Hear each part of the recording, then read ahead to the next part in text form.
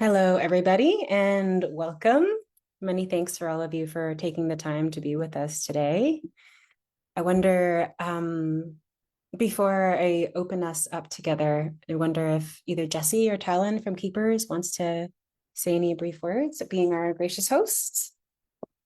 Hi, good morning slash afternoon, wherever your time zone, wherever you're tuning in from. Yeah, welcome to the Disarming Bill C uh, dash five slash five. Indigenous Defense of Land and Democracy, a webinar series, part one.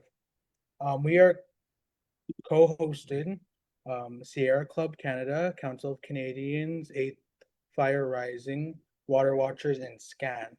Welcome, everyone. Thanks, Talon. So yeah, I want to invite all of us to arrive together. I know people will kind of trickle in and out, and I think we're also live streaming on Facebook. So just greetings to all of you, and thanks again for bringing your attention and your hearts to this moment.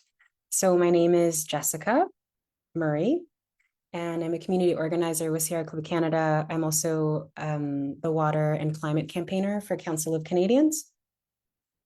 But more importantly, I get to be the moderator for today's gathering, and I'm really looking forward to seeing some people that I really adore, as well as sharing their messages with you.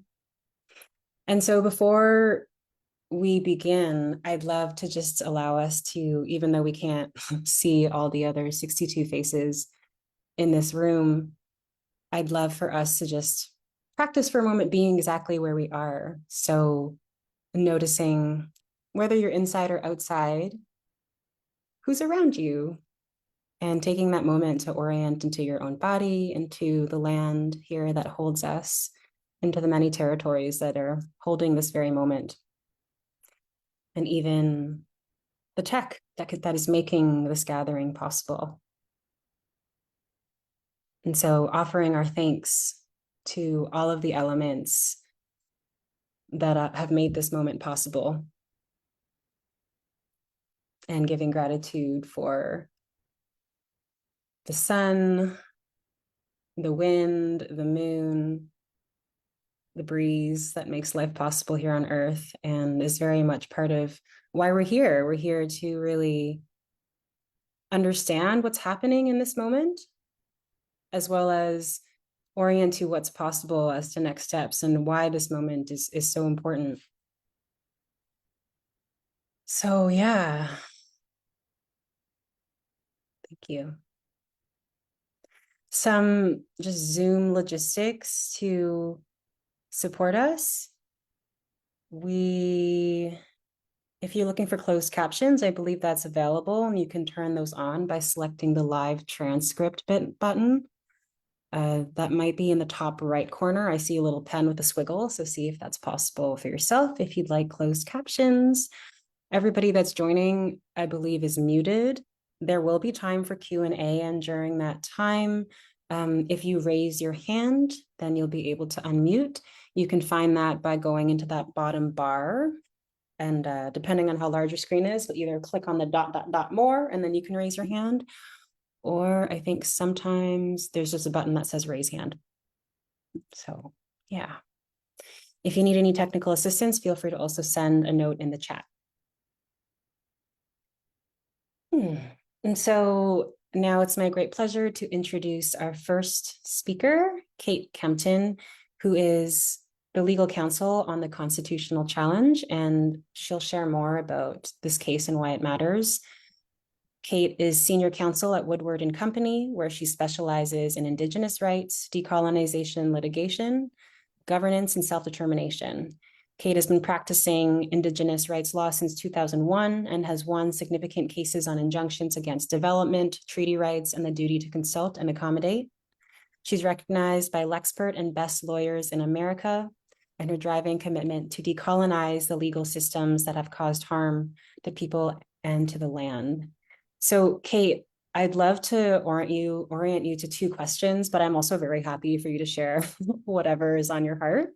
So first off, I want to name that I find it really important to keep in mind that Canada began as a company that extracted and stole from both the peoples and the more than human beings on Turtle Island, all before it even became a nation. And I find this beginning really matters because held in that light, these bills make perfect sense from a government that is trying to now legalize its, original corrupt movements. So plainly put, this injustice is not new. It's as old as is the idea of Canada. And so the curiosity for me is to know what is important about this moment. And then number two is what's the opportunity of this moment if we're successful? What would it mean? And so feel How free much, to anything. thanks, Jessica. How much time have I got? I can't remember what you said.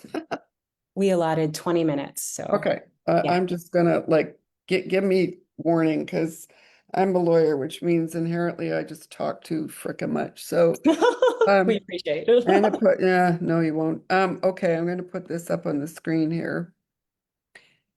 Can you see this? Yes. This is so, all of us, lawyers, campaigners, advocates, allies, Indigenous persons, perhaps, um, John and Jane Q. Public, I think we need to keep pulling out from the immediate being, instead of being the prisoner of the moment and the latest and greatest, sometimes fad idea or case or call out or whatever it is, pull out and keep asking ourselves what the problem is, what the solutions might be, and not presume that we ourselves have all of them. And and why? Why is the problem the problem? What is it getting in the way of? And why is the solution the solution? Like, is it going to work? Um, I don't, so talking about Canada, all peoples from the beginning of humanity are flawed because we're human. And last I heard, humans are flawed. And so, none of us are the creator, I don't think. Um, I know people who say that they're perfect, but by saying so clearly demonstrate that they're not. I don't want to romanticize or in so doing dehumanize Indigenous ways of being, legal orders, or cultures. It's not fair to anybody to do that. The Western worldviews and cultures are by and large fundamentally different than many Indigenous worldviews and cultures, but both are imperfect. There were wars between Indigenous nations here, arguably some greed displayed in the quest for ever more territory. And been many Indigenous and other cultures around the world that have driven themselves to extinction by overusing their resources. And so I think we need to keep in perspective that we're all from peoples and cultures and ways of being and legal orders that are not necessarily fully right or fully wrong. Having said that, here's the dilemma right here on the page. It's still the dilemma. It was 500-600 years ago when settlers in the crown from the Dutch, French, and English, there were three crowns that tried to at one point colonize the peoples who were here. And this is a fundamental problem that requires solutions. And so I'll get to this case in a moment, and this is a gross oversimplification, of course, in order to speak to this quickly. On the right, we have the Western worldview, the linear line, and marked by the idea that we are joined in a vertical line that is defined by the crawl or the need to crawl or crawl over others to get to the top, whatever it might be. The top means you have more power than those below you on the line. It promotes, it doesn't just facilitate and excuses, but promotes the acquisition of power and the tools of power, which in today's world is the biggest tool is money, but it's also voice, screaming loud enough or going viral on various social media. Um, And so, voice and money are big tools of power, but it's to acquire more power so you can exploit those underneath you on the vertical line to continue to get more power. And those below you on the line are typically other than humans, including Mother Earth herself. So this worldview it did lead because it's also about a great deal of competition. It's each person against all other persons and each person's group against other groups. It embeds racism, sexism, many other isms because you identify with a particular group and say, well, I'm going to crawl over all the others to get to some top. And white heterosexual men kind of dominated and everybody else fell below that at some point.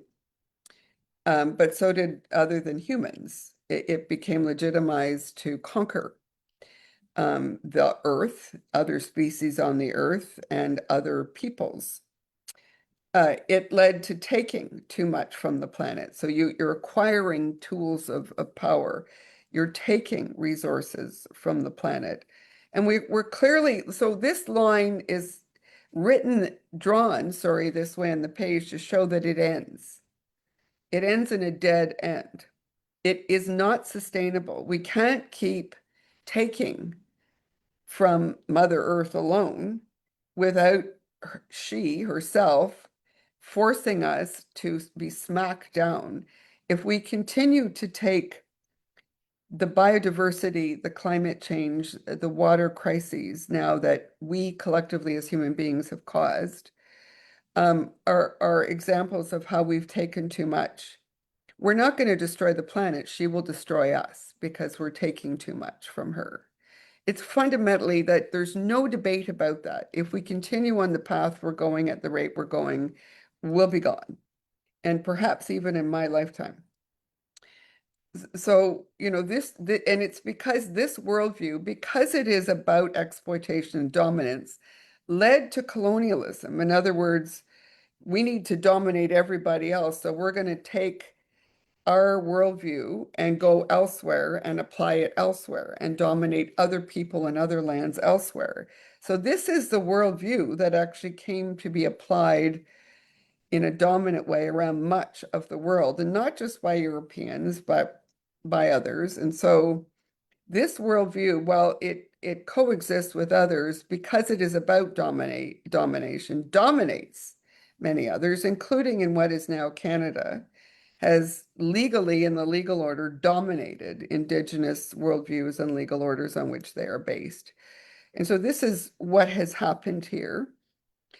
On the left side of the screen, again, gross oversimplification. My apologies to all those from Indigenous legal orders here, but it is symbolized by the circle. The circle has no ends. It is inherently sustainable. It keeps rolling forward. It is because it's not about rights. That the Western worldview is about rights, and rights are atomistic. They tend to be individualized. It's my right as against everybody else.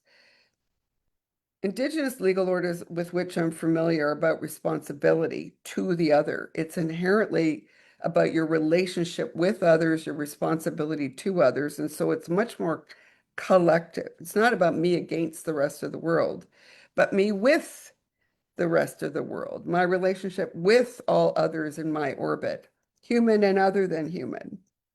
And when we think about the world that way, what can I do today to give to those I touch to make the world a little more beneficial?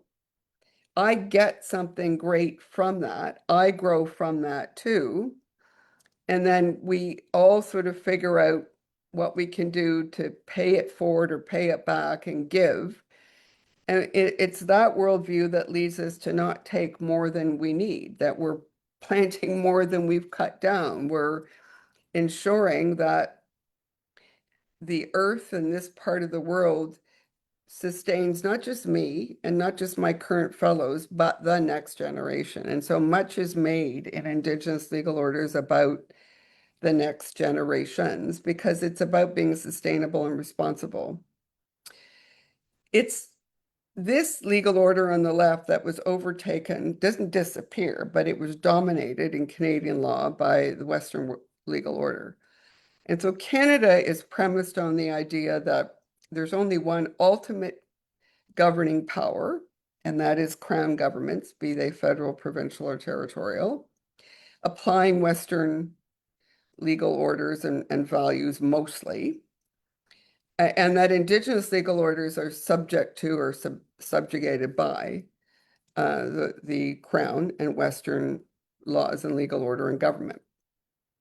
Since 1982, well, since way before that, it was obvious to anybody who pulled out and looked at what was going on that this was causing great distress to Indigenous peoples here. And more recently, I think many of us have come to understand that this is also causing great distress to all of us in what we're doing to each other and to the planet. And so since 1982, Canada's constitution provided for protection and affirmation of Indigenous people's rights. The way that a lot of laws and cases and judges' pronouncements on this have come about over the last 44 years is very minimalistic and inappropriate. It is sliced and diced this holistic whole of what an Indigenous people and its legal order might be into discrete, tiny little practices like hunting a particular animal at a particular time of year in a particular place, defined Indigenous peoples by these discrete little practices as if they're not more. And that's been a mistake. But despite that, for the last 44 years, many people, Indigenous peoples and their allies, including myself, have been striving to use the opportunities available in Canadian law to overturn what has happened and to give at least equal space for the circle as compared to the line by moving toward co-jurisdiction. And so the last 40 years, it's if you really pull out, you see all kinds of stuff about the duty to consult, accommodate, and these Aboriginal rights and treaty rights and UNDRIP and all this stuff. Really what it's about or should be about, in my view, is changing the balance of power. It is really, who gets to make which decisions about what and have them be enforceable. I can stand on the street corner and say, I'm passing a law, it's my law today that, all people my age get to get $1 million a year. But it's not enforceable. There's no court or military or police behind me to enforce it. So it's kind of useless. It's what are the enforceable decisions that any of us get to make about what and who. That's balance of power. Another word for that is jurisdiction. Indigenous peoples had the right in what became Canada to make governance decisions about what happened to, in, and on their territories, their lands, their land base. Laws apply to a land base and everybody and everything in it. They don't apply to just a race of people. Around the world, nation states have governments and legal orders and laws, and they apply to that nation state's territory. It's the same with Indigenous nations. They had territories, they have territories. Their laws apply in and to those territories and everyone and everything in them. And so, we've been trying to shift the balance of power because as long as the power is held singularly, unilaterally by the Crown government applying Western legal orders, we're going to worsen climate change. We're going to worsen the state of the environment. We're going to worsen how we behave to each other. And this antagonistic, I'm right and you're wrong, I have rights as against you, and we're not working collectively together, we're effed. If this weren't being recorded, I would swear. And I do swear a lot because we need to wake up. and realize that as long as we keep on this line that has a dead end, we're hitting the dead end now. We need to make space to bring in a different legal order, a different way of governing ourselves with each order. The peoples who inherently have had that legal order and worldview forever are Indigenous peoples. They are, in Canada, have been severely damaged by colonialism, but much more ahead in understanding the value of that form of governance and worldview. We need to push aside Crown unilateralism and make space for at least equal governance by this means by Indigenous peoples. It's a difficult prospect because we're pushing aside governance by a unilateral power that still unilaterally controls. So other than armed resurrection, the way to do that is what has been happening through the last 40 years of case by case, struggle by struggle. We've been moving to change the balance of power to Indigenous peoples who govern this way. That has been set back by 40 years by Bills C-5 and 5. Those laws, instead of moving, agonizingly bumpy road and slowly case by case, but certainly on that path toward co-jurisdiction. And another big case I'm bringing now on behalf of 14 First Nations is directly having the court, seeking the court to say, yes, this treaty guarantees the right of co-jurisdiction. Of course it does. What else could it have meant? These two bills in the meantime have smacked it back down by reversing the sharing of power and decision-making authority, including as limited as it was, the requirement to engage with First Nations while making a decision called the duty to consult and accommodate. Not just engage with them, but address all of their concerns about a decision the Crown government was going to make. That's not enough sharing, but it was some movement towards sharing decision-making authority. These two laws now, among other problems, centralize all decision-making authority in not the elected representatives of the Crown governments, but cabinet. Cabinet decisions are made behind closed doors. They're shielded by cabinet privilege. We don't get to know what they talk about, what reasons they have until they make a decision, and then we don't get to know the reasons for it. It's almost impossible to legally challenge those decisions in court. They're giving themselves permission that cabinet making those decisions can ignore all the other laws that apply at that level of government, be it provincial or federal.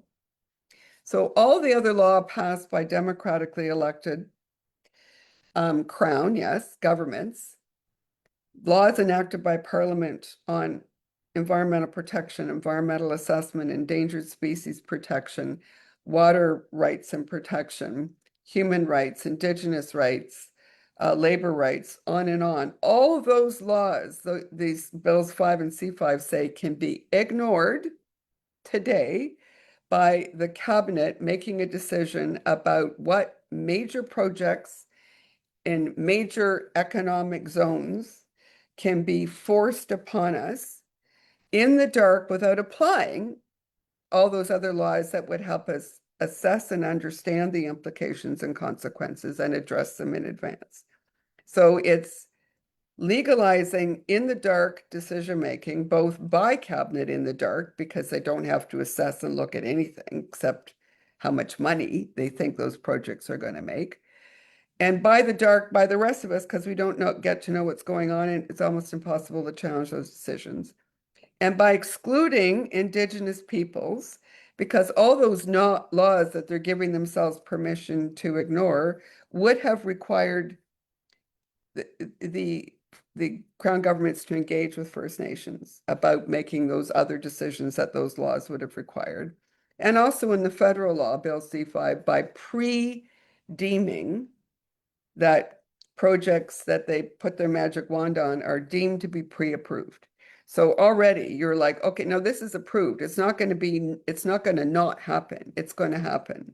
And any consultation that might, and I underline might, also might not happen with First Nations after that deeming pre-approval isn't going to make much difference. So that's where we sit today with those two laws. We challenged it in a court case a year ago. The court case, I hope, will be at trial in a hearing by early 2027. And that court case says that those provisions in those laws are illegal, unconstitutional, in violation of Indigenous peoples' rights to self-determination, to determine who they are and how they govern over their territories, and they're violations of charter individual rights to security of the person because they pose an immediate and serious threat to sort of the well-being of persons and to the right of equality of First Nation people, because these laws will affect them and their relationship to their lands much more than they will others in Canada. And so that's our case. 14 First Nations are the complainants, the applicants in this case, still open for others to intervene and support. But we all need to stand up and fight this. Like this is becoming, these are authoritarian, anti-democratic, anti-rights, anti-movement toward co-jurisdiction laws. It's the worst that I've seen in 40 years. So that's what I wanted to say. Thanks so much, Kate. And somehow you were right on time. You had like 20 seconds left, so that's very, very impressive. Accidentally. It's excellent. So before, I do want to bring on Ramon Cataquapit and Carrie Blaze, but there was a request to kind of touch on the prophecy of the eagle and condor.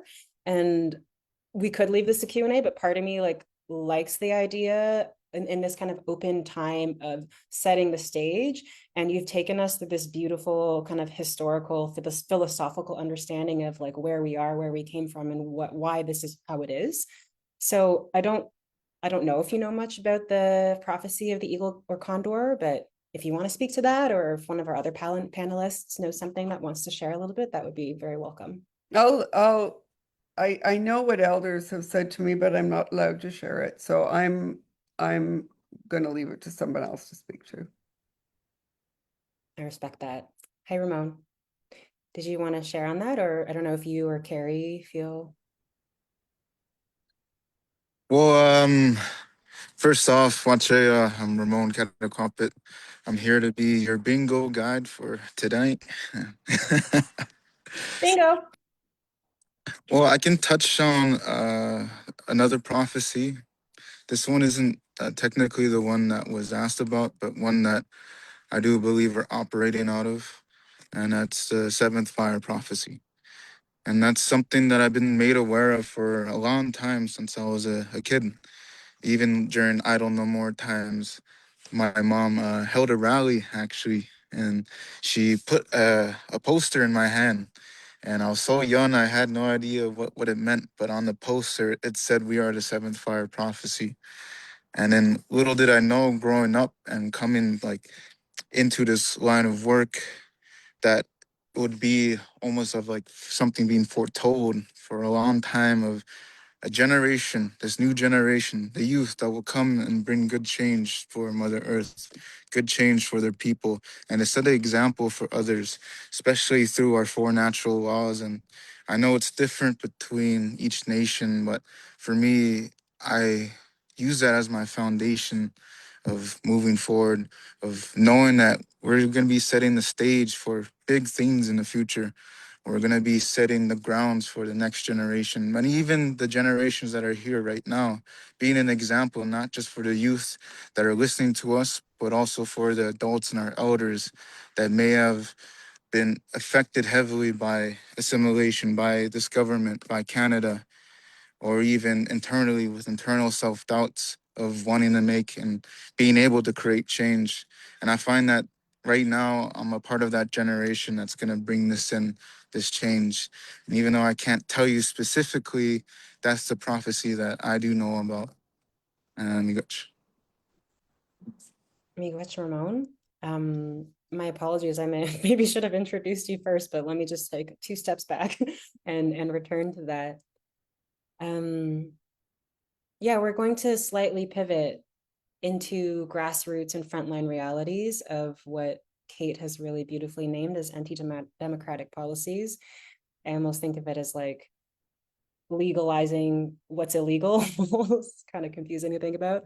But yeah, Ramon Cataquapit is a member of, he's the founder of Okinawak, member of Attawapiskat First Nations, which is one of the 14 communities involved in the legal challenge against Bill C-5 and 5.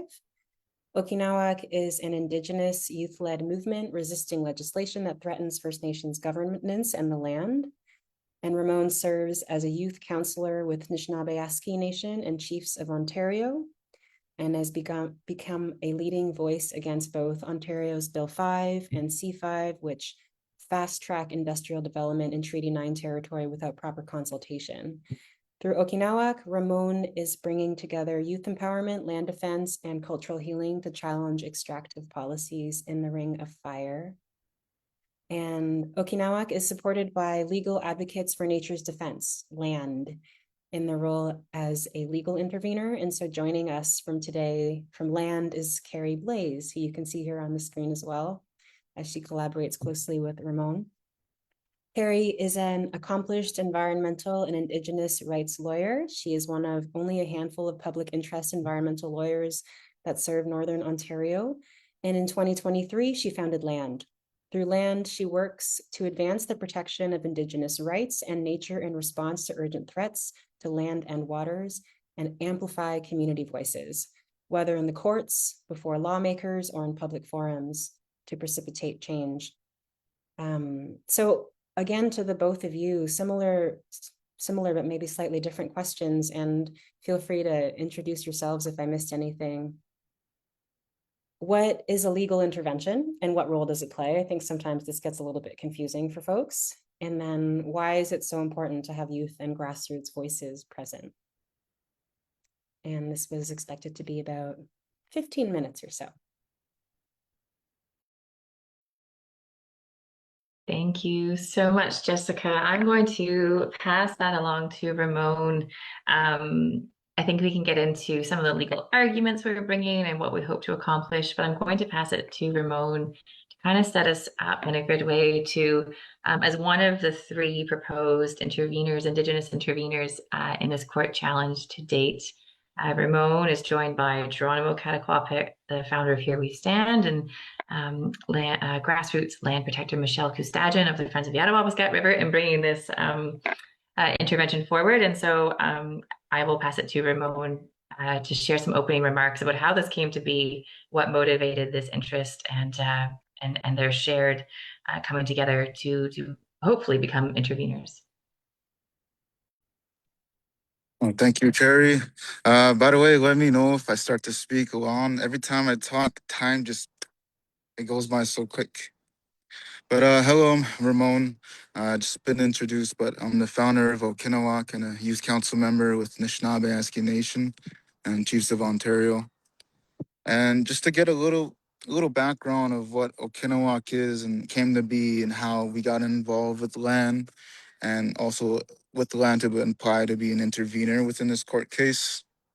I need to give a background of youth voices as a whole in government spaces. So within NAN and Chiefs of Ontario, these are advocacy bodies. And my role as a youth council member is to be able to speak to our youth in our 49 communities up north, but also our 136 First Nations in Ontario, to deliver that not only to other First Nations, but at the Chiefs Assembly, at the Chiefs level, to deliver what kind of mandates the youth want to see, the future that they want to see, but also their involvement and how they want to see these changes made. And I've seen as a youth council member that many times it's more tokenization rather than full implementation of having a youth voice. And I could see that many different levels, that it was something that's not being directly enforced onto us, but something that's been passed down, almost kind of like intergenerational trauma. With the way that the government treats our First Nations, with the way that the government treats our advocacy bodies, I've seen that same mindset applied down to youth that want to speak up and bring about change. And within these organizations, I realized the way that the government treats them and these recommendations that come from my people, that come from the highest levels and the leaders that I respect. And when I was able to get into the Ontario legislature, when Bill 5 was being read over, I seen just the disrespect that the Canadian government, that the Ontario government had for my leaders. That they participated in these hearings, they participated in these committees. They also had strong opposition through resolution, and yet that was ignored, and we were given basically no amount of time to have any kind of change within these bills. And when I seen that bill get passed and the look on my leadership face, it let me know that this is just something that we can't keep going on this way of having our highest form of leadership being overrun and overturned as if it doesn't mean anything, as if our people, our words don't mean anything to the government. So it started up this fire in a lot of youth, not just in Okinawak, but in Here We Stand, in Youth Rising Together, Mamo Inanuak, Wabasigo Stamak, Friends of the Attawabscut River, with 8 Fire Rising, and with now Walking Forward Together. Within these youth to actually say, you know what, it's time for us to go and stand and speak up for ourselves and to not only accept what's being given to us, but take something that's equitable.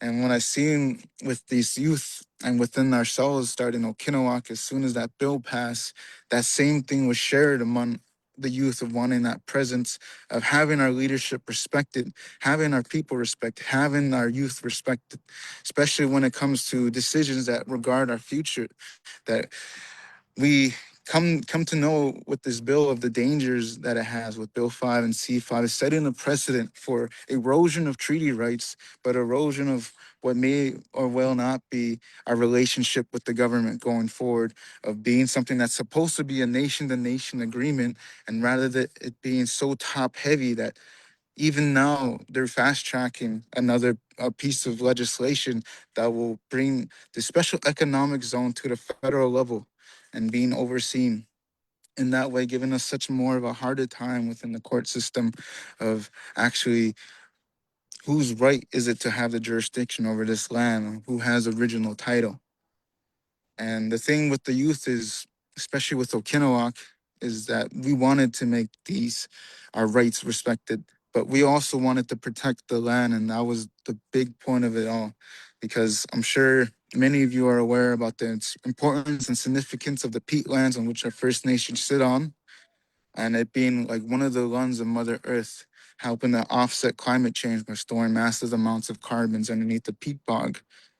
But it's also our home. It's also where our people sustain themselves off. It's also where our people harvest. But we also have a strong spiritual connection and a spiritual obligation to these lands.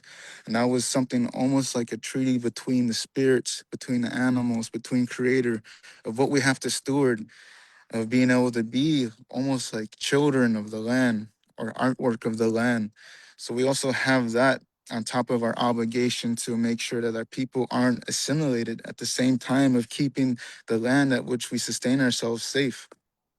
So when I see how the government was treating my leadership of almost people that are on the back burner, that are only able to provide comments, I think it's absolutely unacceptable.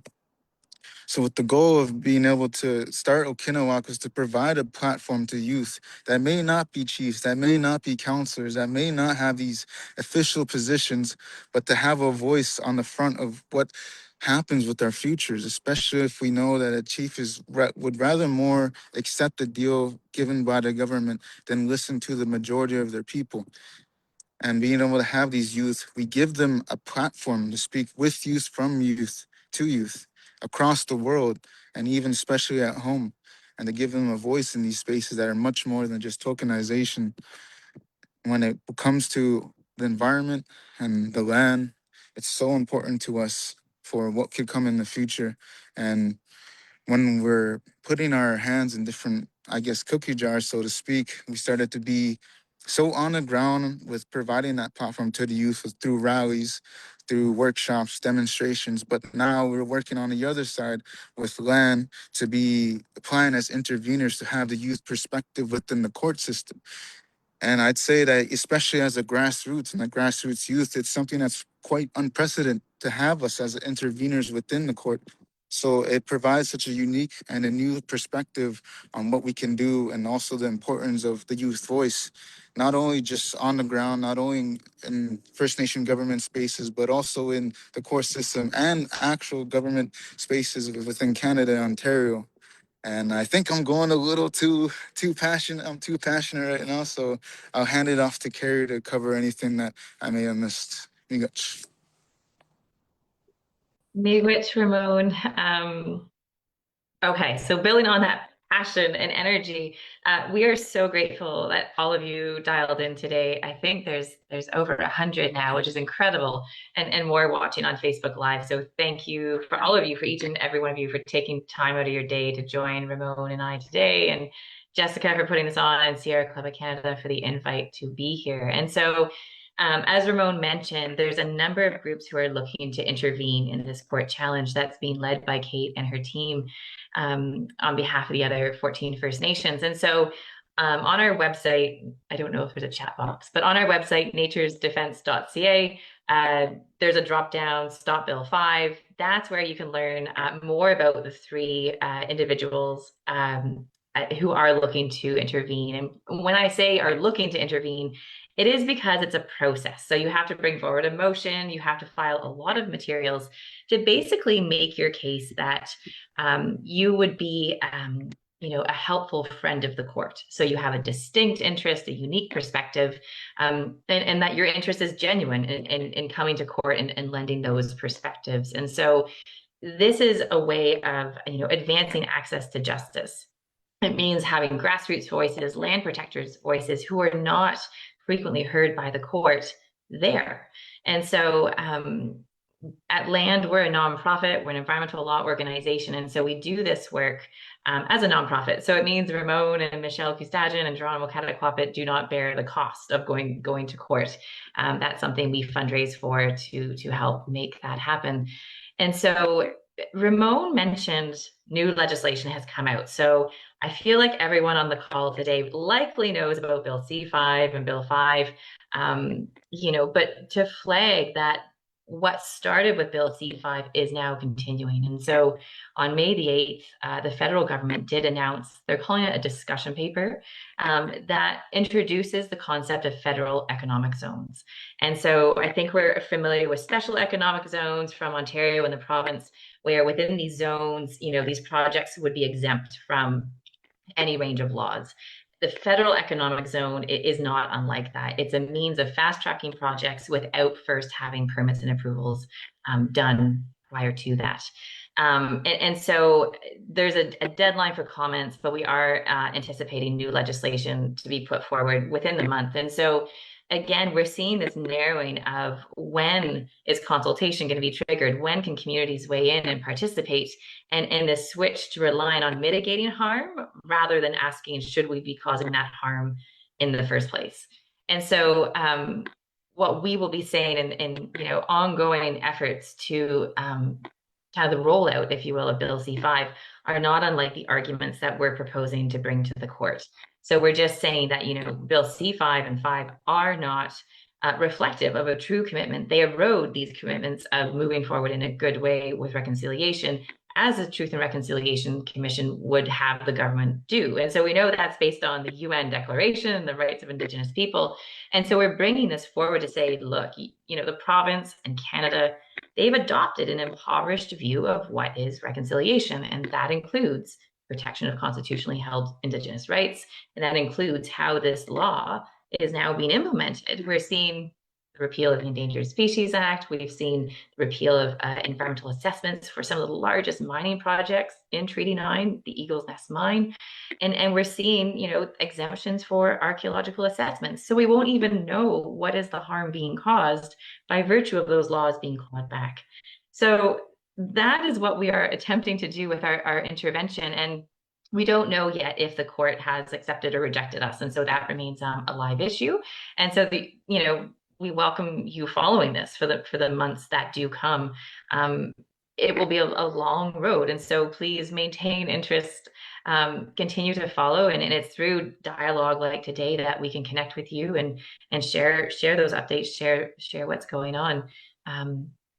I'll pass it back to you, Jessica. But yeah, super appreciate being here today and to have this chance to address you alongside Ramon. Thank you both. Yeah, I'm really sensing kind of like the immensity of this moment. And I want to just name one of the questions I've kind of left to ferment by Anne in our Q&A. And I think, Anne, I believe you're talking about something to do with like Canadian nuclear and you know, as I think many of us on this call will empathize, like it's really one large movement that looks at many different factions or has different targets, but like we're all working towards the same thing. And so I think underlying what you're asking, Anne, and is kind of naming like, what do we do next when it's like clearly a government that intends not to listen? So I was just in a space with Sheldon Sunshine, who is the chief of Sturgeon Lake Cree. Their community is fighting against Wonder Valley, so a data center coming in. And so the way that he framed it was kind of like, this is not a misunderstanding. This is like an intentional refusing to understand, which are two very different things. This is not like, oh, like we can't seem to understand each other. It's like, no, I hear you, but I'm going to like actually ignore you and pretend I have heard you. And so the question, I think, Anna, what you're asking is almost like, what do we do in that circumstance if we're really clear-eyed about that? Like, what next? And I think it's important to frame that there are like many different ways to respond, and like every single person based on their ancestry, cultural positionality, maybe even gender identity, like your response will be different. And I want to invite like a real diversity of tactics. So I think it's wonderful. We are going to hear from Eve, and we'll have more Q&A for all of us to chat as well. But just that there isn't like one good answer. So those legal interventions are like, and the court case itself, you can see it as like different attempts, but they're not like the only thing that we should be trying. It's kind of what I want to invite. Before I let you two go momentarily, is there anything you want to add after like hearing each other speak and anything else? Yeah, I can add a bit, if that's okay. Yeah, please. That's a good question. To give like a background of what we've been doing as Okinawa and the other movements. Not only are we involved in the legal space of the plan to be interveners, but we're also doing many things educationally on the ground. And as Okinawa started, we started of doing rallies and holding these rallies. We held it at Queen's Park, right beside the Ontario Legislature. We held it in Parliament Hill, in Matagami First Nation, and Moose Cree First Nation, and Kingston. And we did Toronto a few times, but essentially in these different places, we've held a lot of educational, bringing awareness to not only the youth there, but our First Nations people and also our allies and supporters of what's going on with these bills and what it means for the land and the rights. So being able to bring a foundation for other people of having this understanding of, okay, this is what's happening right now. And later down the line over the year, we started to work through different avenues of doing workshops, but also holding like a week-long tour in Kingston, providing educational things through benefit concerts and through community meetings, as well as, you know, we also went on this lake and paddled with other people of, you know, finding a community connection, letting them know the issues that are happening with these bills, what and brainstorming of what we can do. So on top of that, we've also been providing awareness on not only just the regional, but the provincial and the national level through our First Nations organizations like NAN and Chiefs of Ontario. NAN means Anishinaabe Nation. And at these Chiefs assemblies, we're providing awareness to the chiefs of what plans of action that we are doing as youth, all the way up to the national level. And then just recently, we were at the United Nations Indigenous Peoples Forum on Indigenous issues with a delegation of four of us. And we provided the issues of what's happening in Treaty 9 territory on the international level to all these member states. but also to our fellow Indigenous people from around the world. So just building that coalition, finding your people, finding your group. So the one thing I could say of what's next is, what would be next for you? How do you find yourself bringing awareness to this work? Is it through supporting our efforts within the court case? Is it supporting our efforts as movements? Or is it starting something for yourself, believing that you could make a change by taking the next step, and believing that your voice means something, especially if you really believe in this work and you really believe in wanting to bring in that change that'll come. And it might not be the same as the next person, but being a part of this is being a part of the movement itself. So what's next is the next step, and that could be anything, because we're all here from different perspectives, and we all somehow came together, as Kate was talking about, that circle. Thank you, Ramon. Yeah, listening to you kind of really makes me also sense into a people's that it's like, as we become more aware of the threat and let it actually land as a real threat, I think that there's so many different ways it can go. And so there's so many layers of how we can tend community. And I think of us as like a larger system that is responding to this threat. And, step one is like to understand what's happening. And I love that. I think this might actually segue quite nicely into Eve. So maybe we'll say see you later to you guys for a little bit. And I would love to bring in Eve, who's already on our screen. Eve Saint is a Wet'suwet'en land defender, mother and daughter of hereditary Chief Woos. Eve was present at Gittenden checkpoint in 2020 during the RCMP's militarized invasion of unceded Wet'suwet'en territory and has been resisting Coastal GasLink ever since.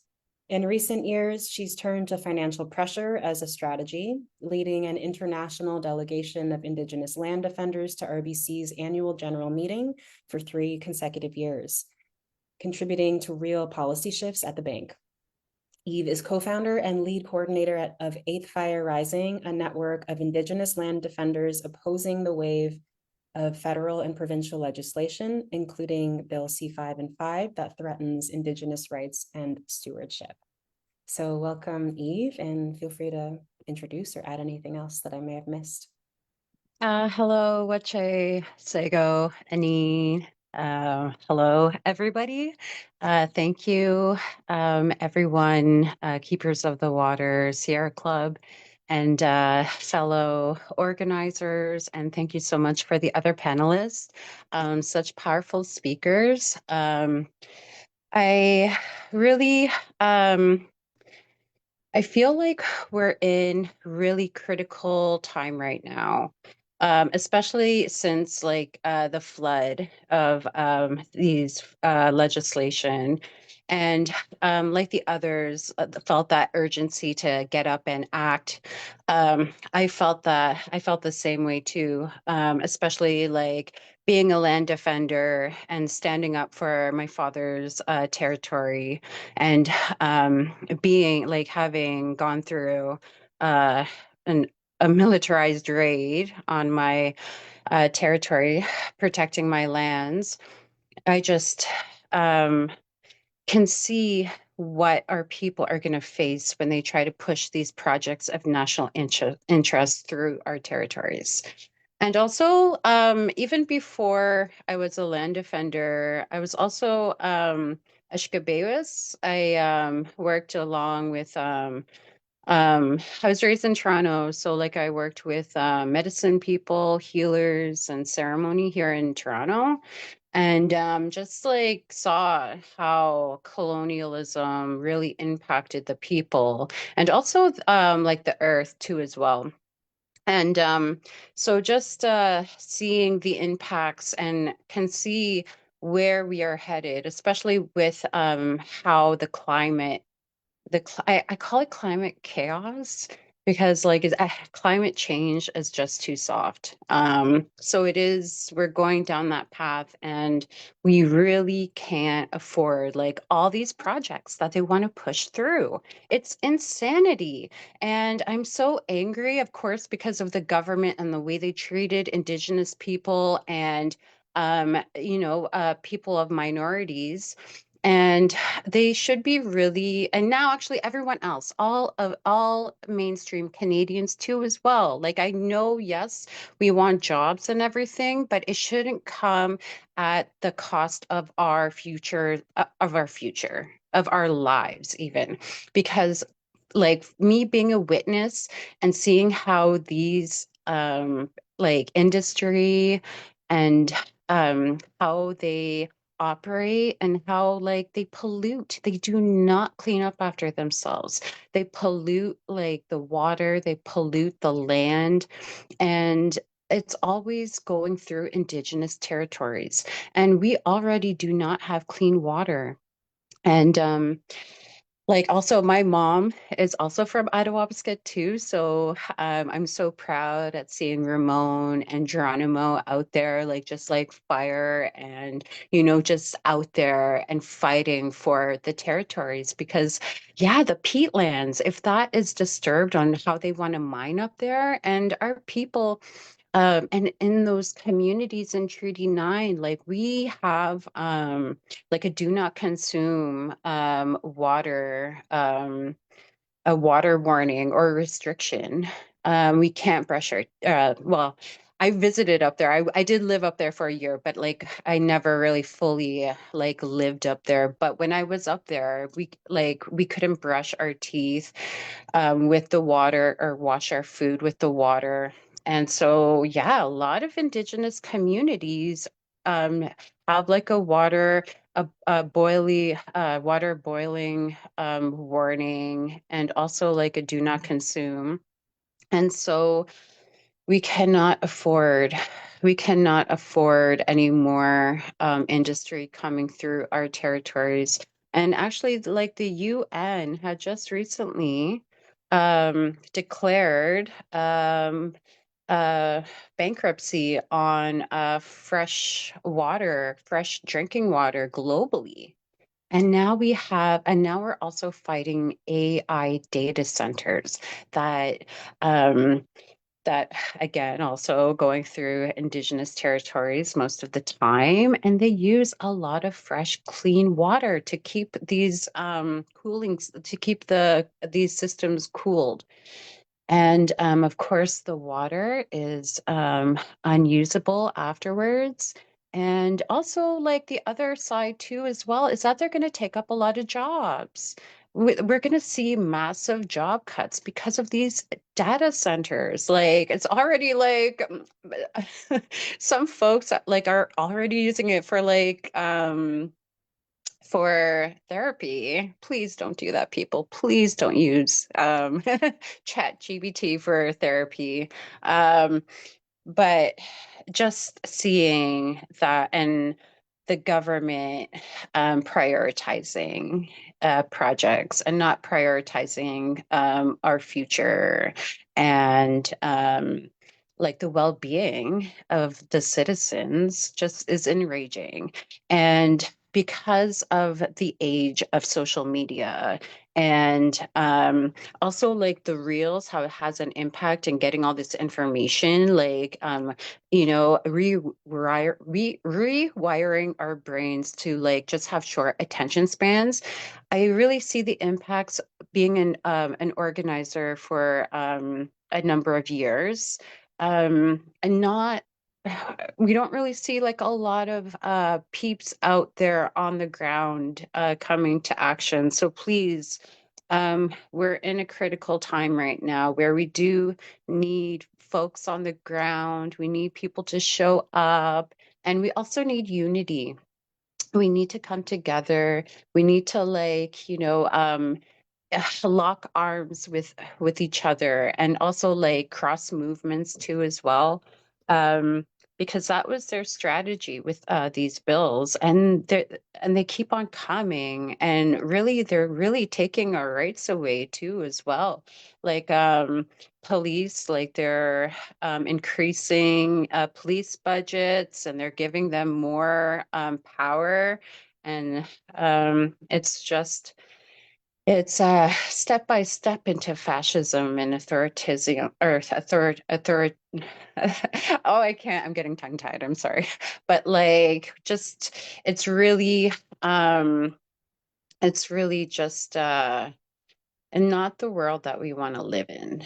And also, I just kind of wanted to touch on also, like with Eighth Fire Rising, I also was taught about the seventh fire prophecy, and something similar to what Ramon was talking about, that I learned that we're in the seventh fire right now.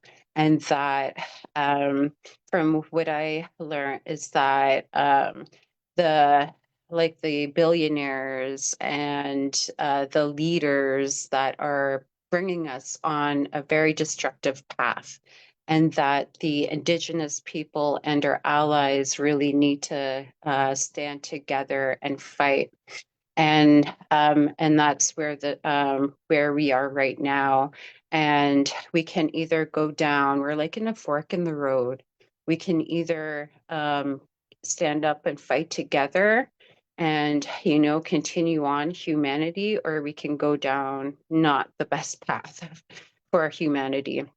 And so when I thought of the name for the group, Eighth Fire Rising, it's for the future generation that we want, that eighth fire, that future, those future generations.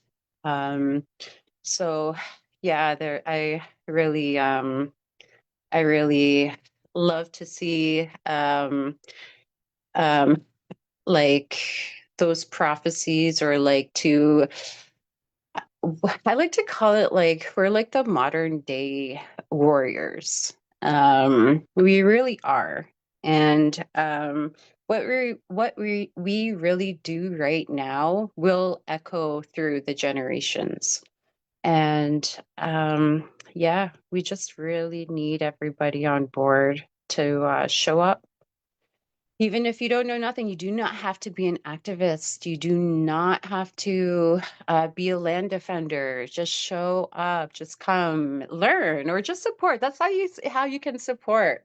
And I feel like we really got to use all our tools. Like everyone has gifts, and we need everybody to use those gifts and to yeah, contribute to making this world a better place. And how much time do I have? I just don't want to go over. I think I was designated 10 minutes. Yeah, I mean, if you have more to say, like you're very welcome to, because we still have a few minutes, but I'm also happy to like feed you a question. So totally up to you. Okay. Okay. I just have one more. Okay. So we had just recently worked on a campaign through my divestment campaigner financial campaign work that I do. And I work with some networks with NGOs like Stand, Greenpeace, um, and also a network in so-called British Columbia, a network that fights LNG. And so LNG is actually kind of almost personal, because when I was fighting the Coastal GasLink pipeline, that pipeline runs 670 kilometers in the interior of British Columbia. And the pipeline would end at an LNG facility, liquefied natural gas. That's what LNG stands for. And so the LNG Canada phase one, the processing plant is in Kitimat, BC. And so the LNG plant has been running for almost a year and a half now. And we found out in the past year that the LNG facility has a faulty flare stack. And so this flare stack has been emitting 15 times more than it's allowed to or permitted to. And it's emitting 205,000 cubic meters daily, when it should be only emitting 11,000 cubic meters daily. And out of 4 months out of the year in 2025, it has been like running daily at this rate. And in that short amount of time, it actually Canada was named the highest polluter in the world just in that small amount of time from this LNG plant. And the Canadian government and LNG is not publicly out with this, so they're trying to keep it under wraps. They're not, you know, they're trying to keep it, yeah, like under wraps. And it's really like us and like other activists and NGOs that are really trying to tell the people because they want to expand LNG phase one and they want to double capacity. And so LNG says that it's going to take up to 3 years to fix the faulty flare stack. And so they're trying to push phase two. And right now, Kitimat is like under thick smoke. And they have like black sludge on their vehicles, along with like the houses that live near the plant. Their Apple Watches are going off saying that there's noise and you need protective gear. And the lights too from the facility is really impacting the people there. And so they want a double capacity and they're not going to fix the issue that they have now. And that's just ludicrous. That is just insanity to me. So I really feel for the Indigenous nation, the Haida, and also the people of Kitimat too as well, that are under this like heavily polluted facility. And also just north, 80 kilometers north of the Coastal GasLink pipeline, there's also another proposed pipeline, the Prince Rupert gas transmission line, and it's like running parallel. And also, again, they're going to have LNG facility too as well. So the Prince Rupert gas transmission line will be connected to another LNG port, Sealisms. And also they're being referred to the major projects office. And they're also another project that is deemed a project of national interest. And, you know, the government is trying to use these projects to fight Trump's tariffs when it's really the owners of these projects are Trump's inner circles of PEDO billionaire buddies. And so it's not going to go into our pockets. It's not going to benefit Canadians. And we're just going to be left with the mess. So we really need to sound the alarm because the Canadian government is looking to use Canadian taxpayer dollars to push these projects forward. And all these projects that they want to push through, imagine if they got the money. Right now, Carney is actually on a tour right now. And right now I can see him. He's in New York somewhere trying to get investors. He went to India trying to get investors. He went, oh geez, somewhere else, I forget, but he is on tour trying to get investors. And I just found out that in September, there's going to be this big summit that Carney is organizing to bring all these investors to be being like Canada is open, is for sale, and come and invest your money, etc. So imagine like even 5 or 7 of these projects being built in the amount of time that they wanted to build. I don't think we can handle that. The environment can't handle that. Indigenous communities can't handle that. And it's really us. It's up to us, the people that need to stand up and fight back. So, yes, I'll leave it at that. I know I want to leave some time for some questions and answer. Yeah, thanks so much, Eve. I just want to like give us a second to catch our breath because that was so much true and important and such awful news. Just like a flood Sorry. of really, really bad news. Oh, yeah.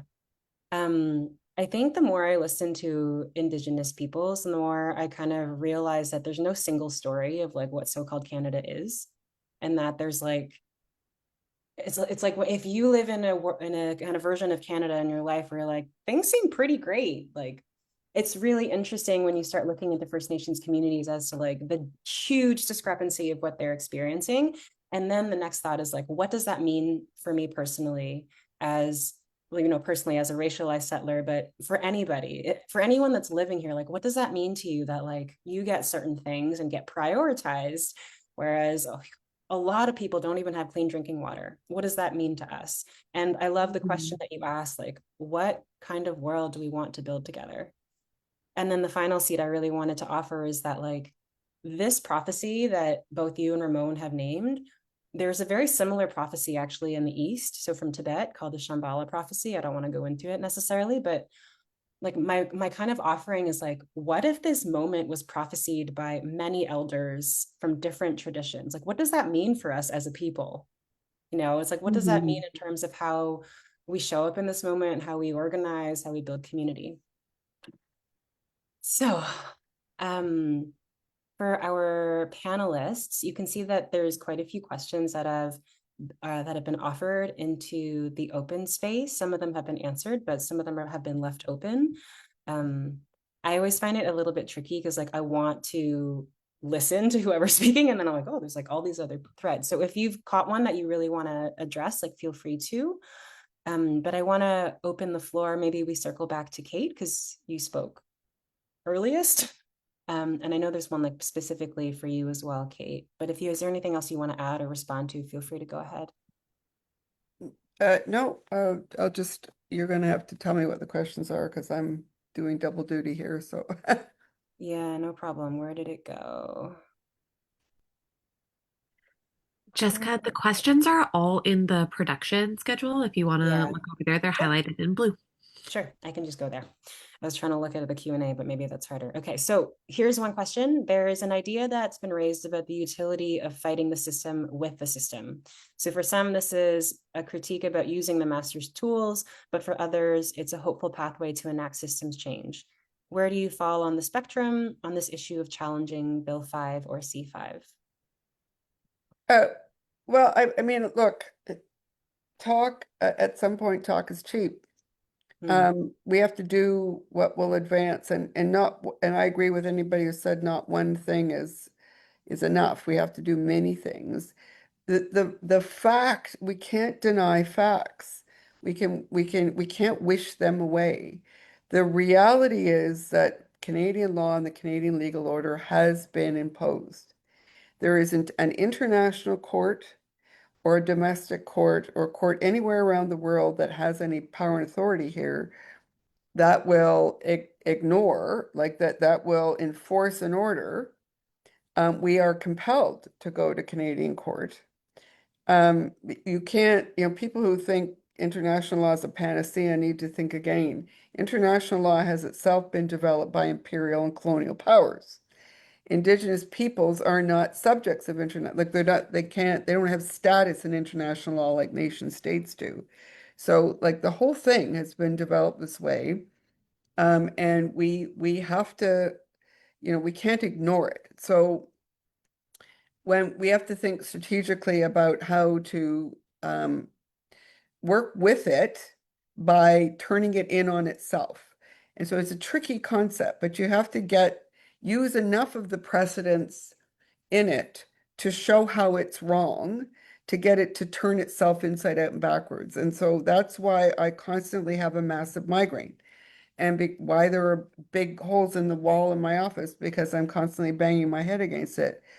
We have to do that. It isn't a choice. I can't, but that's not enough. And so protests and blockades and going to international fora to make submissions, which aren't enforceable and actually don't make much difference here, I will tell you, but they all have to be done, right? That no movement, like the civil rights movement in the US, the movement against the Raj in India, like all, notable movements have many components to them and require a great deal of courage and perseverance. I mean, trying to have like a one-day protest on Parliament Hill makes a difference, but by itself, not much. So if there's a series of them, if there's a series of court cases, if things happen by accumulation, almost never do they happen by, one person saying one thing at one time. We all feel good. Like we like to make ourselves feel good by going to a conference or holding up a sign thinking, which is great. It's doing something, but don't kid yourself that that one singular thing is going to do enough. So it's those people who have the perseverance, who stick with it, who keep showing up over and over again are the real heroes in my view. And that's the people that I'm looking at today, all of you right now, right? So, we're doing one thing. And it is something that we are compelled to do because if we don't do this, we don't have any enforcement in Canadian law. We're not going to court to get rights recognized because Indigenous peoples I work for already know what their rights are. We're getting the court to enforce the responsibilities of Canada, the Crown governments for Indigenous nations and the environment. Crown governments will absolutely acknowledge they're bound by Canadian courts. Good. Yeah, you are. You created them. So we're going to turn around and get that Canadian court to order you, Crown government, to back the off. I'm really struggling to not swear here. And that's what these cases are about. And so we need to do that. That's who the Crown governments will listen to. And it would be negligent to not do so. But yeah, y'all got to do a bunch of other stuff too. Yeah, I really appreciate that, Kate. I think what I'm hearing in that is also like what, to our audience here, it's like, what do you feel compelled to do? Because this is like from Kate's world, like this is her expertise. This is what she's, this is her path of destiny in some way. And so this is what is a necessity for her. Oh God. And each one No, of no, us, that's it. I'm done. My each one of us destiny is has a to bang my burden. head against the wall every day. Yeah. No, but these are the tools that I work with, but I also, like same with Carrie, we are trying to move Canadian law and courts. It isn't a static set thing. And Mhm. so if it can grow and change to become more shaped like this, so much the better for all of us. What we can't do is do this. Oh, it doesn't exist. It doesn't exist. Yes, it does. Thank you. I know there's just so many questions, so I want to keep us moving, and then maybe either Ramon or Carrie, you might want to speak to it. So the intersection of many other water, land, and Indigenous justice issues have been mentioned, including corporate pollution, AI data centers, lack of access to clean drinking water, entanglement with the financial sector and profiteering. How can this legal defense or public campaign win more than just on Bill 5/C5?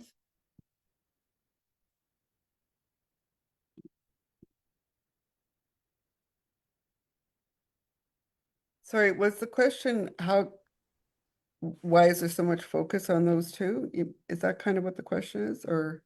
I think it's more like, at least the Danny, you can correct us, but my sense is that like my understanding is that Bill 5 and C5 actually touch all of these issues because it kind of like clears the road for development that we all don't want to happen.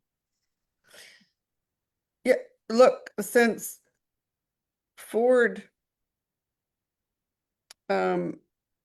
has been Premier of Ontario, there's been a long, long list of pretty radical changes that his government, he has made to many, many, many Ontario laws through these omnibus bills that like it's like burying you in paper. We get notices all the time of massive changes. It's death by 1,000 cuts are being buried in paper. Like I can't even keep up with them all. but together they're sweeping, you know, de-protection, unprotecting where protections used to exist, undemocratizing and becoming more authoritarian. Um, you know, very concerning, is promoting greed of developers over smart land use planning. Like it's just, these are sweeping changes, and you can't, I mean, in theory, I guess you could fight everything if you had everybody up together. But, you know, strategically, you have to go for the things, first of all, that you actually think that you could win, and that if you won are the domino at the center of the pile. So it topples over and it's likely to cause a domino effect. You know, and are we right in our assessment? No, not necessarily, but we do our best. And you also have to go with the things that that the Indigenous nations themselves are most concerned about, because thinking and acting holistically means we have to see ourselves as whole, and what we worry about and are concerned about affects our health in every which way, spiritually, mentally, emotionally, physically. When we're sick because of fear and stress and threats, we can't function fully. And so the leaders and elders and youth of Indigenous communities under threat that these bills create are immediately and seriously affected now. Like even just what the threat is affecting people, let alone what would happen if the threats are carried out. We have to recognize that and do something about that threat because it is so severe. And that's why these particular bills are attacked. They don't cut, I mean, in that they both say that all other laws at that level of government can be ignored. They do cover just about everything else, in some ways, and in other ways they don't. But, you know, there's room for other cases and other fights, but this is a strategically centered domino one. Thank you. Yeah. So another theme that's arisen in the Q&A questions that have come up are kind of orienting around how can we come together in a moment like this? So what does it, how, and what would it mean for us to build a coalition that is larger? And I mean, in some ways, like Eve, you're kind of asking this question already of like, we need to all link together. So I guess my natural next question is like, what are the barriers to that happening? Because both Ramon and Eve, you're both kind of like grassroots organizers with people every day. I guess there's kind of like two sides of the question. Like, is there an invitation you want to offer to the audience here today? And then also, are there, maybe connected to it, is like, are there barriers that you're seeing that we really need to like collectively work through before we can feel like, yeah, like true solidarity? Can I ask a question? I've often thought that, and I don't know mathematically if this would work out, but like, how wide is a person with their hands held out? And could we get everybody in Canada who wants to help and raise their voice here, stand and link hands across the entire width of Canada, at least before we hit oceans? I would stand in the ocean. Like, could it work? And I'm not kidding. The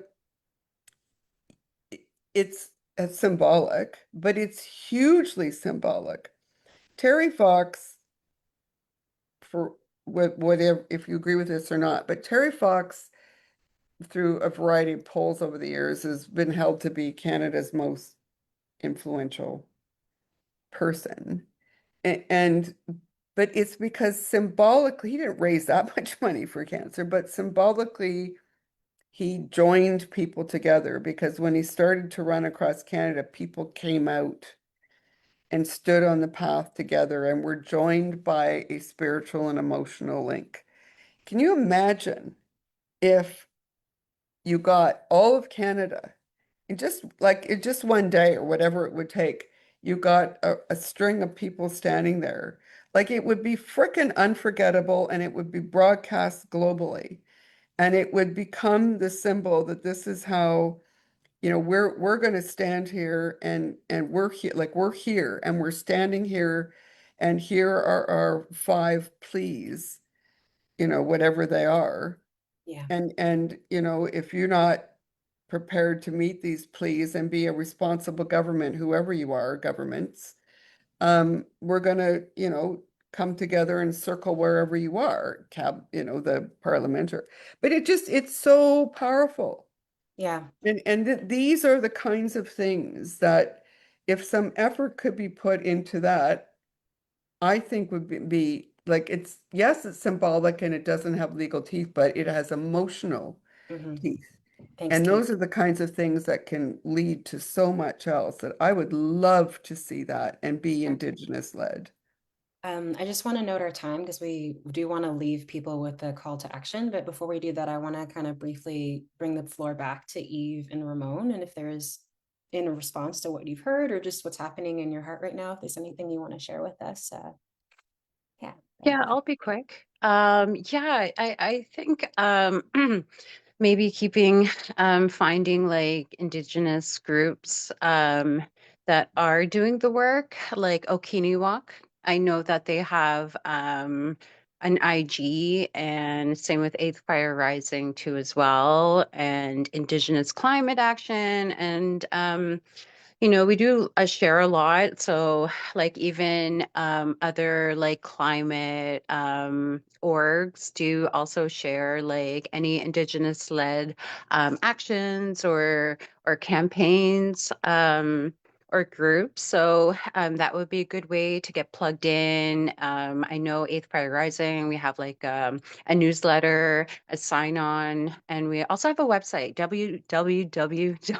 Holy, so many W's .eighthfirerising.ca, and we actually have like research on there on the legislation, on the ponies, on injunctions, and also we have a pony map of all the projects of national interest and what stage they're at and whose territory it's on. So yeah, check it out and join if you can and show up if you can, and I'll leave it and I'll pass it to Ramon. Thank you.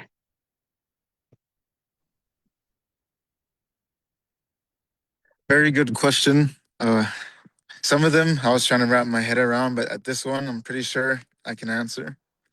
Of Based on our experience of the last year of actually trying to start coalitions with other youth, with other organizations, is that the number one thing that gets in the way is an individualistic mindset.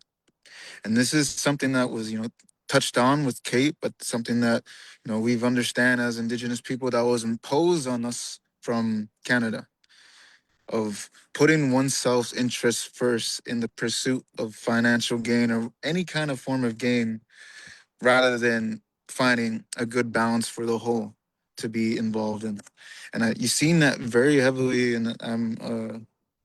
within our First Nations communities of that mindset being instilled upon us. And I think it does come from residential schools, Indian day schools, and also the ongoing oppression in our communities of always putting financial gain or having a transactional relationship first over the health of our people. So when I seen that very heavily within our Indigenous governments organizations of it being that way versus actually being able to stand together, it's so much difficult than just being able to say we need to stand together, we need to unify, because when it comes to doing that, it means having some form of sacrifice.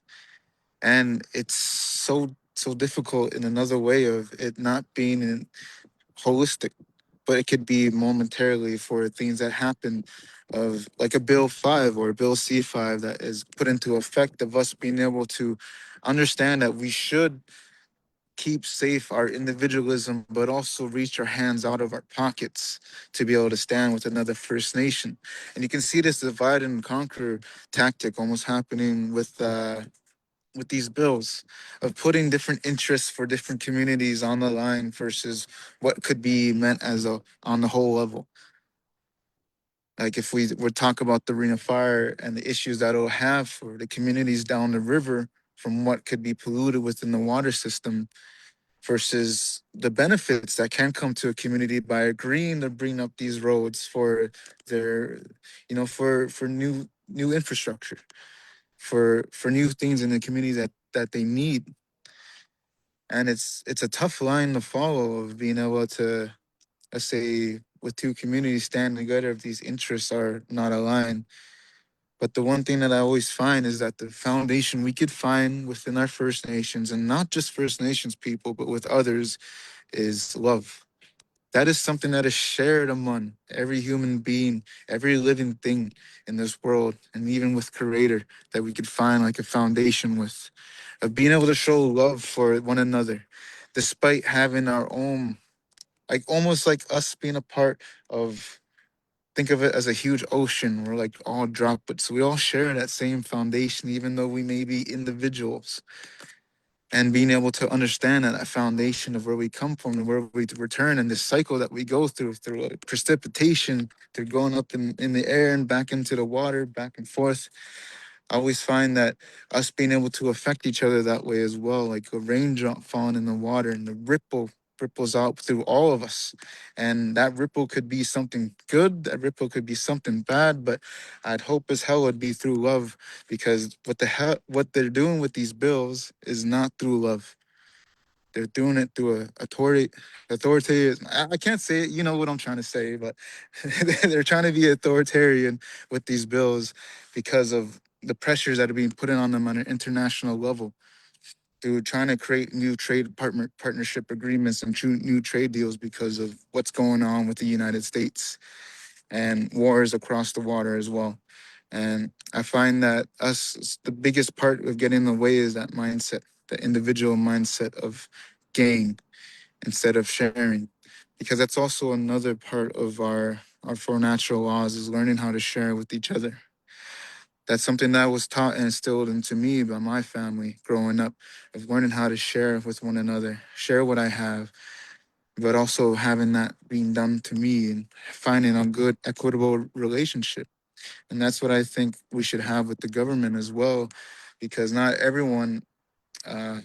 not everyone can able to sustain themselves off equal portions, but equitable portions would be something that would be very great for our First Nations, because of this the differential of the size of our First Nations versus something like the Canadian government. It's like a man on the moon in a way. And yeah. Thanks so much, Ramon. I really appreciate you bringing us into the metaphor of water. It's one I return to very frequently. I want to pass it to Danny. Thanks so much for everybody for staying a few minutes after, but I know a lot of you are interested in like, what next? So Danny's going to help us with that piece. Thanks all so much. I'm just sitting in the beauty of the words and offerings that we just heard, and I want to thank deeply all of the panelists and speakers who shared both in your expertise and your heart today. I'm Danny Lindmood. I am the Campaigns and Communications Director at Water Watchers. We're one of the co-interveners on the legal challenge, and we're helping along with the other hosts of today's webinar to animate a campaign to mobilize public support on this critical issue. There's been so much shared today about these pieces of legislation, the harms that they can cause, and what's at stake for our collective future. And I want to uplift something that Jennifer Jessup, one of the attendees of today, wrote into the Q&A, which is a really beautiful reminder, I think, as well. Josephine Mandamanba began her water walking around the five Great Lakes because of a prophecy given to her that by 2030, water will be more precious than gold unless society at large changes its ways. And that's where we want to leave off today. What does it mean to be a part of that word unless, and to usher in a different future? So we want to share with you how you as individuals and communities can help support this fight. Because there are 14 First Nations, several other legal interveners, and dozens of NGOs involved. There are truly an overwhelming number of ways that you can help and different avenues to get involved. So I just want to note that we're going to follow up with a more extensive summary PDF of next steps for everyone who registered today, which will include links and details on the action pathways that I'm about to share about. So there are 4 avenues that we've defined collectively for the public to help disarm Bills 5 and C-5. First, you can help us amplify our messages and initiatives by resharing the content that we put out, including with if there's any affiliations that you have with an NGO, with a business, a faith group, an educational institution. The more that we can amplify these messages, the more that these values that we've heard so much in this kind of like hopeful future that we've seen, the more that we can usher that in and make those values take root in our societal consciousness. Second, you can educate your own communities about the importance of this fight by designing your own educational resources, social posts, talking to the folks that you know. We are all in connection and relationship with people who might be moved by the things that were shared today by the Indigenous and legal advocates fighting this fascist legislation. And so I invite everyone to have those conversations because they matter. And even if they're tough, because I promise a future where Bills 5 and C-5 make up the basis of decision making will be a much harder future too. So have those discussions. Let's see if we can educate people within our own spheres of influence to see the importance of this issue. You can also help us advocate directly for the revocation of these bills, and we'll be launching a digital action in the coming days, which we'll share as part of that PDF summary. And there are many other ways to demonstrate our opposition to these pieces of legislation through our political representatives, as well as through the power of community. And so as Eve said, show up both digitally and physically, wherever you can, wherever you're being called in, and however your gifts are calling you. Last but not least, you can help us defend the waters, the land, our non-human kin, and each other through both donating and volunteering. We're going to set up a volunteer portal soon where you can sign up to help out, and we'll match you with an opportunity. And we'll include that also in the summary PDF.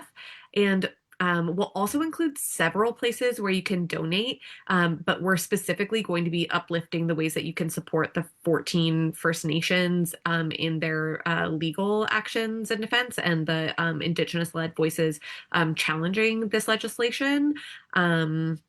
But if you have money to go around as well, there's also needs for the legal interveners like Eighth Fire and Sierra Club who would also appreciate support. So we'll provide links to the NGOs as well, but really centering that Indigenous-led work really needs those resources heavily.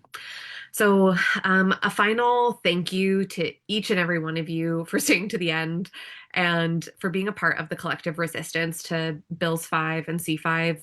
We are powerful together and believe that through a multitude of resistance and deep hope for the possibilities for our collective future, that we can disarm these bills. And I hope you're leaving today feeling the possibilities for a bright, strong, connected future. One last thank you to all of our amazing speakers from today, Kate, Ramon, Carrie, Eve. You are all amazing, as well as the organizations that came together today to host this webinar. We hope you'll keep an eye on your email inboxes for that info that will come out. We'll share a recording from today as well. We're also hoping this will become a webinar series, so keep an eye out for the next offering. And until then, we hope that you'll carry the torch and shed that light on the fight against Bills 5 and C-5 wherever you go. Thank you so much.